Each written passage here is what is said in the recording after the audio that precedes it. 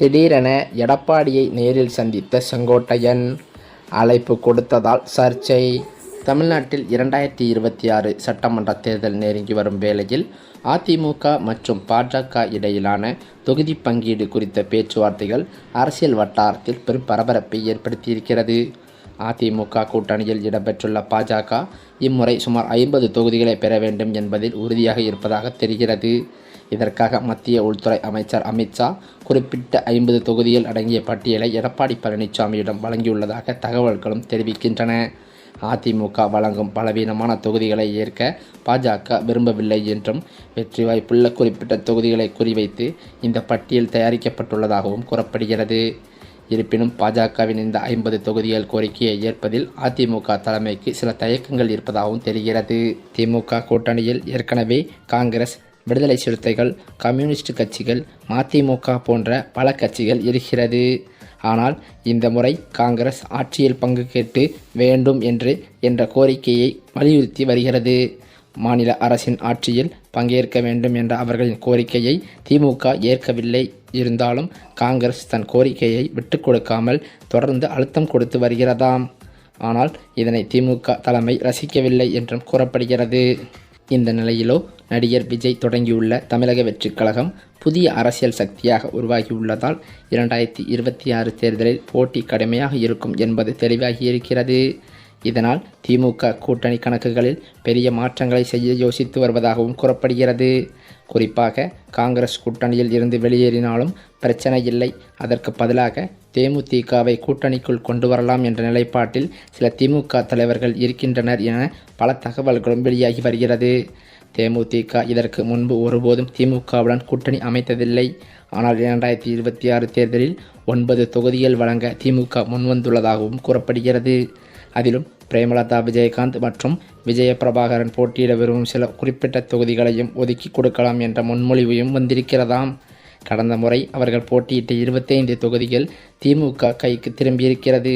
அதில் 9 தொகுதிகளை தேமுதிகவிற்கு கொடுத்து மீதமுள்ள தொகுதிகளில் கூட்டணி கட்சிகளுக்கு சிலவற்றை வழங்கலாம் என்ற திட்டமும் பேசப்பட்டு வருகிறது. அதே நேரத்தில் திமுக தன் நேரடி போட்டி தொகுதிகளையும் அதிகரிக்க விரும்புகிறது. மறுபுறம் அதிமுக, பாமக, பாஜக கூட்டணி ஏற்கனவே அதிகாரப்பூர்வமாக அறிவிக்கப்பட்டுள்ளது. ஆனால் அதிமுகவுடன் இருந்த தேமுதிக ராஜ்யசபா சீட் விவகாரத்தால் அதிமுக வாக்குறுதியை காப்பாற்றவில்லை என குற்றம் சாட்டி அந்த கூட்டணியில் இருந்து விலகியிருக்கிறது. ஏற்கனவே அதிமுக தேமுதிக கூட்டணி மீண்டும் உருவாகும் என வாய்ப்பு மங்களாகவே இருந்து வருவதும் குறிப்பிடத்தக்கது. அதே சமயம் ஏற்கனவே அதிமுக கூட்டணியில் இருந்து அதிருப்தியால் வெளியேறிய தேமுதிக தனது அடுத்த கட்ட முடிவை வரும் 9ஆம் தேதி கடலூரில் நடக்கும் மாநாட்டில் அறிவிக்க உள்ளது. காங்கிரஸ் வெளியேறினால் மிஞ்சும் தொகுதிகளை தேமுதிகவுக்கும் கூடுதல் சீட் கேட்கும் மற்ற கூட்டணி கட்சிகளுக்கும் பிரித்து கொடுத்துவிட்டு அதிக இடங்களில் தாங்களே நேரடியாக போட்டியிட திமுக கணக்கு போடுகிறதாம். நடிகர் விஜயின் தமிழக வெற்றிக் கழகம் ஒருபுறம் சவாலாக இருக்கும் நிலையில் காங்கிரஸ் எடுக்கும் முடிவுகளை தங்களுக்கு சாதகமாக மாற்றிக்கொள்ள திமுக தீவிரமாக செயல்பட்டு வருகிறது. அதே சமயம் என்னதான் தனது கூட்டணியை பலமாக வைத்திருந்தாலும் மாற்றுக் கட்சியினரை தங்கள் கட்சியில் இணைக்கும் முயற்சியில் ஸ்டாலின் தீவிரம் காட்டி வருகின்றார். ஓரணியில் தமிழ்நாடு என்ற உறுப்பினர் சேர்க்கையின் மாற்றுக் கட்சியினர் பலரும் திமுகவில் இணைந்து வருகிறார்கள். அதிலும் குறிப்பாக அதிமுக மற்றும் பாஜகவை சேர்ந்த முக்கிய நிர்வாகிகள் பலரும் சமீப காலமாகவே திமுகவில் இணைந்து வருவதால் நாளுக்கு நாள் ஸ்டாலினுக்கு பலம் கூடிக்கொண்டே செல்கிறது. இப்படியான நிலையில் அண்ணா அறிவாலயத்தில் முதலமைச்சர் ஸ்டாலின் முன்னிலையில் அதிமுகவின் எக்ஸ்-எம்எல்ஏக்கள் இருவர் தங்களை திமுகவில் இணைத்து கொண்டனர். 1991 தேர்தலில் சிவகாசி எம்எல்ஏவாக இருந்த பாலகங்காதரன், பழனி எம்எல்ஏவாக இருந்த சுப்புரத்னம் ஆகிய இருவரும் திமுகவில் ஐக்கியமாகியுள்ளனர். இதில் குறிப்பாக பாலகங்காதரன் ஓபிஎஸ்ஸுக்காக ஆதரவாக டிவி நிகழ்ச்சிகளில் பங்கேற்று மும்முரம் காட்டி வந்த நிலையில் திடீரென கட்சி மாறியிருக்கிறார். இதனால் சமீபத்தில் ஓபிஎஸ் ஆதரவாளரான மனோஜ் பாண்டியன் எம்எல்ஏ திமுகவில் இணைந்ததும் குறிப்பிடத்தக்கது. மேலும் அது மட்டுமில்லாமல் தமிழக காங்கிரஸ் கமிட்டியின் தலைவராக இருந்து வரும் செல்வ பெருந்தகை தற்போது மாற்றப்பட வாய்ப்புள்ளதாக டெல்லி அரசியல் வட்டாரங்களில் பரவும் செய்தி திமுக கூட்டணியில் அதிர்ச்சியை ஏற்படுத்தியிருக்கிறது. விருதுநகர் நாடாளுமன்ற உறுப்பினர் மாணிக்கம் தாக்கூர் புதிய தலைவராக நியமிக்கப்படலாம் என்றும் பேசப்பட்டு வருகிறதாம். சமீப காலமாகவே மாணிக்கம் தாக்கூர் ஆட்சியில் பங்கு என்ற முழக்கத்தை தீவிரமாக முன்வைத்து வருவது திமுக தலைமைக்கு சங்கடத்தை ஏற்படுத்தியிருந்தது. இப்படியான நிலையில் ராகுல் காந்திக்கு நெருக்கமானவராக இருக்கும் மாணிக்கம் தாக்கூர் தலைவரானால் திமுக மற்றும் காங்கிரஸ் உறவில் புதிய மாற்றங்கள் ஏற்படும். 2026 சட்டமன்ற தேர்தலை முன்னிட்டு கூட்டணி கணக்குகளை சரி செய்வதற்காக மேலிடம் இந்த மாற்றத்தை திட்டமிடுவதாகவும் தெரிகிறது. இருந்தாலும் செல்வ பெருந்தகையை பதவியிலிருந்து நீக்கினால் அது சமூக ரீதியான விவாதங்களை உருவாக்கும் என்பதால் காங்கிரஸ் மேலிடம் மிகவும் கவனமாக ஆலோசித்து வருகிறதாம். இந்த தலைமை மற்றும் மாற்றமானது உறுதியானால் வருகின்ற பொங்கலுக்கு பிறகு அதிகாரப்பூர்வ அறிவிப்பே வெளியாகும் என புதிய தகவல்களும் வெளியாகியுள்ளது.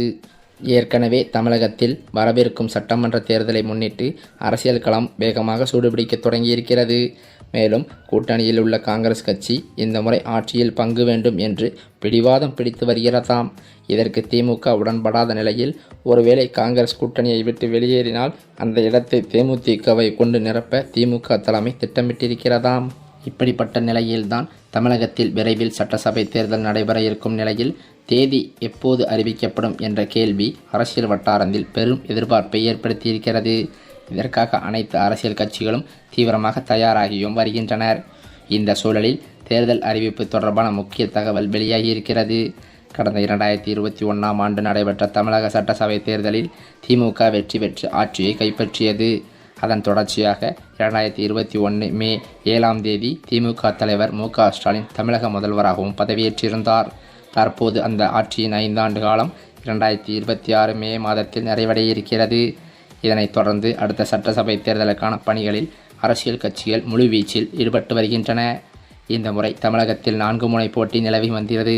திமுக தலைமையிலான கூட்டணி, அதிமுக தலைமையிலான கூட்டணி, சீமானின் நாம் தமிழர் கட்சி மற்றும் நடிகர் விஜய் தலைமையிலான புதிதாக உருவான தமிழக வெற்றிக் கழகம் ஆகிய கட்சிகள் தேர்தல் களத்தில் நேரடியாக மோத இருக்கின்றன. மேலும் திமுக தனது தற்போதைய கூட்டணி கட்சிகளை தக்க வைக்க முயற்சி செய்து வரும் நிலையில் அதிமுக தரப்பில் எதிர்க்கட்சி தலைவர் எடப்பாடி பழனிசாமி மற்றும் பாஜக தலைவர்கள் கூட்டணியை பலப்படுத்தும் பணிகளில் ஈடுபட்டு வருகின்றனர். விஜய் தனது கட்சிக்கான கூட்டணியை அமைக்க முயற்சி செய்தும் வருகிறார். அதே நேரத்தில் நாம் தமிழர் கட்சி தனித்து போட்டியிடும் என சீமான் ஏற்கனவே அறிவித்ததும் குறிப்பிடத்தக்கது. இந்த நிலையில்தான் தமிழக சட்டசபை தேர்தல் தேதி எப்போது அறிவிக்கப்படும் என்பது குறித்து முக்கிய தகவலானது வெளியாகியிருக்கிறது. அந்த தகவலின்படி பிப்ரவரி மாத தொடக்கத்தில் இந்திய தேர்தல் ஆணையத்தின் தலைமை தேர்தல் ஆணையர் ஜானேஷ்குமார், தேர்தல் ஆணையர்கள் சுக்பீர் சிங் மற்றும் விவேக் ஜோஷி ஆகியோர் தமிழகம் வருகை தர உள்ளதாக சொல்லப்படுகிறது. இந்த ஆய்வுகள் மற்றும் ஆலோசனைகளுக்கு பிறகு தமிழக சட்டசபை தேர்தல் தேதியானது மார்ச் மாத தொடக்கத்தில் அறிவிக்கப்படும் என்றும் கூறப்படுகிறதாம். இந்த சூழ்நிலையில்தான் என்டிஏ கூட்டணியில் அதிமுகவானது இணைந்த நிலையில் அதனைத் தொடர்ந்து அமமுக கட்சியின் பொதுச் செயலாளரான டிடிவி தினகரனும் தனது கட்சியை என்டிஏ கூட்டணியில் இணைத்தது பேசும் பொருளாகியுள்ளது. இதனைத் தொடர்ந்துதான் ஓபிஎஸ் மற்றும் செங்கோட்டையனும் இந்த என்டிஏ கூட்டணியில் இணைய வேண்டும் என்று எடப்பாடி பழனிசாமி அழைப்பு விடுத்துள்ளதாக அதிர்ச்சி தகவல்கள் பரவி வருகிறது. மேலும் அது மட்டுமில்லாமல் தமிழக வெற்றிக் கழகத்தில் இடம்பெற்றுள்ள செங்கோட்டையனுக்கு எடப்பாடி பழனிசாமி அழைப்பு விடுத்துள்ளது பெரும் சர்ச்சையை கிளப்பியுள்ளது.